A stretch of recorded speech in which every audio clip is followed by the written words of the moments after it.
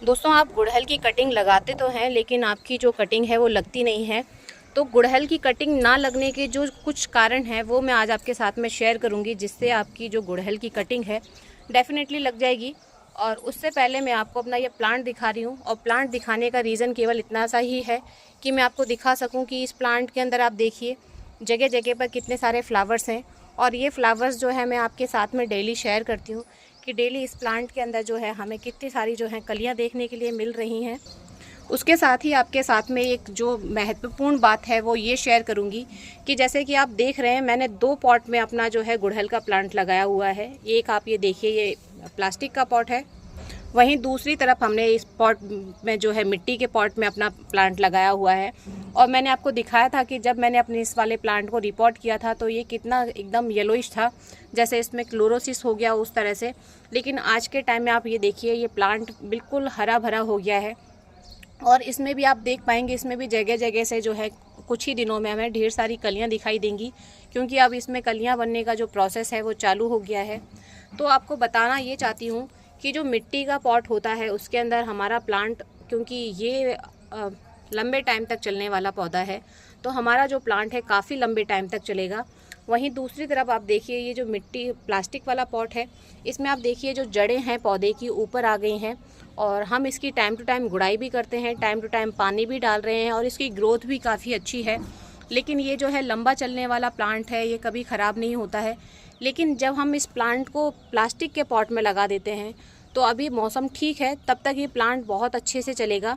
और बारिश में भी इस प्लांट के साथ में जो है रिज़ल्ट काफ़ी अच्छे मिले हैं, बिकॉज़ इसने इतने फ्लावर्स हमें दिए हैं। एक ही बार में मैंने इससे 8-8, 10-10 फ्लावर छोटे से पौधे से निकाले हुए हैं। लेकिन प्रॉब्लम क्या होता है कि जो प्लास्टिक का पॉट होता है उसमें पौधे की जो जड़ें हैं, क्योंकि इसकी जड़ें काफ़ी तेज़ी से बढ़ती हैं, तो इसकी जो जड़ें हैं प्लास्टिक के पास आकर और गर्म होकर मरने लग जाती हैं। तो अगर आप चाहते हैं कि आपका पौधा लंबे टाइम तक चले, तो आपको इसके लिए मिट्टी का पॉट ही सिलेक्ट करना है। तो ये तो बात हो गई मिट्टी के पॉट की और प्लास्टिक के पॉट की। इसके बाद मैं आपको दिखाऊंगी कि मैंने आपके साथ में पिछले कुछ टाइम पहले एक वीडियो शेयर किया था, जिसमें मैंने अपने जो है गुड़हल की कटिंग लगाई थी, और मैंने केवल 2 ही कटिंग लगाई थी। और आप ये देखिए, मेरी दोनों की दोनों कटिंग जो है काफ़ी अच्छे से लग गई हैं। इनको मैंने रिपोर्ट नहीं किया है, इसीलिए आपके साथ में शेयर किया है कि जब आपकी कटिंग लग जाएगी तो उसके बाद में आपको जो है अपने जो कलम है, जो आपका पौधा नया बन रहा है, उसको आपको मिट्टी के पॉट में लगाना है। अगर आपको मिट्टी का पॉट नहीं मिलता है तो आप इसको जो है सीमेंट के पॉट के अंदर भी लगा सकते हैं। लेकिन अगर आप चाहते हैं कि आपका पौधा लंबे समय तक बना रहे, तो आपको प्लास्टिक का पॉट ना सिलेक्ट करके आपको मिट्टी का या सीमेंट का, या आप चाहें तो ग्रो बैग के अंदर भी इसको लगा सकते हैं। उसमें भी ये जो है काफ़ी अच्छा काम करेगा। ये देखिए, अब हम बात करते हैं कि हमारी गुड़हल की जो कटिंग है वो चलती क्यों नहीं है। तो सबसे पहला क्या कारण है कि जब भी आप कटिंग लें तो कटिंग का जो साइज़ है वो बहुत ज़रूरी है। तो आपको जो है पेंसिल के साइज़ की ही कटिंग लेनी है। आप ना तो इससे पतली कटिंग लीजिए और ना ही इससे मोटी कटिंग लीजिए। लेकिन अगर आप पहले से कटिंग लगाते आ रहे हैं, आपके पास एक्सपीरियंस है, तो आप कोई भी कटिंग ले सकते हैं। लेकिन अगर आप पहली बार कटिंग लगा रहे हैं तो कटिंग का जो साइज़ है वो बहुत ज़रूरी है। दूसरा, हमें जो कटिंग की जो लंबाई है वो एक स्केल के साइज़ की होनी ही चाहिए। उससे जो छोटी कटिंग है उसको भी ग्रो होने में थोड़ा सा प्रॉब्लम होता है। उसके बाद हम करते क्या हैं कि हमने जब कटिंग ली है तो कटिंग को कभी कभी क्या होता है कि हम ध्यान नहीं देते हैं और हम कटिंग को उल्टा लगा देते हैं। तो ये बहुत ज़रूरी चीज़ है। आपको जब भी गुड़हल की या किसी भी चीज़ की कटिंग लेनी है तो आपको देखना है कि वो जहाँ से सीधी है, जैसे अभी ये डंडी है, अब हम यहाँ से लेंगे तो हम इसको यहाँ से मिट्टी में दबाएंगे।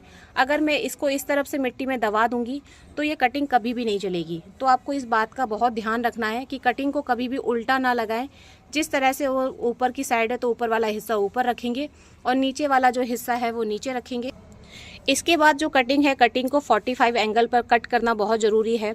ये इसलिए हम करते हैं जिससे जो हम कटिंग लगा रहे हैं उसको ज़्यादा स्पेस मिल जाएगा जड़ें बनाने के लिए।